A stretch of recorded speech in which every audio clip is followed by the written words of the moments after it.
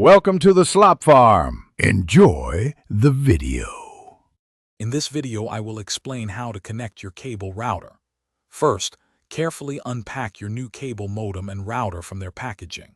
Next, find a suitable coaxial cable outlet in your home, typically near where your internet service enters the building.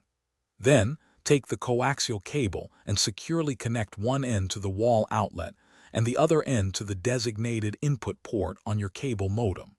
This establishes the initial physical link for your internet service.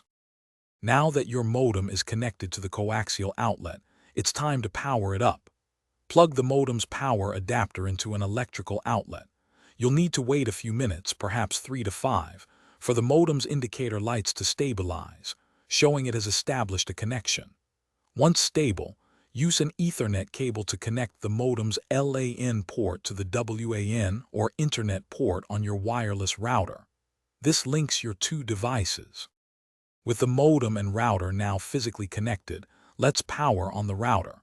Plug your router's power adapter into an available electrical outlet. Just like the modem, give your router a few minutes, typically 2 to 4, to fully boot up and for its indicator lights to become stable. For the initial setup, it's best to connect a computer directly to one of the router's LAN ports using another Ethernet cable. This ensures a stable connection for configuration. Finally, it's time to configure your router.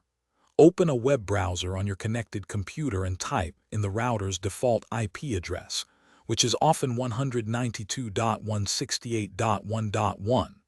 Log in using the default username and password, usually printed on a sticker on the router itself.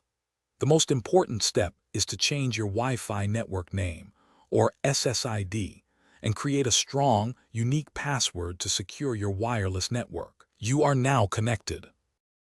Thanks for watching. Consider subscribing if we helped you today.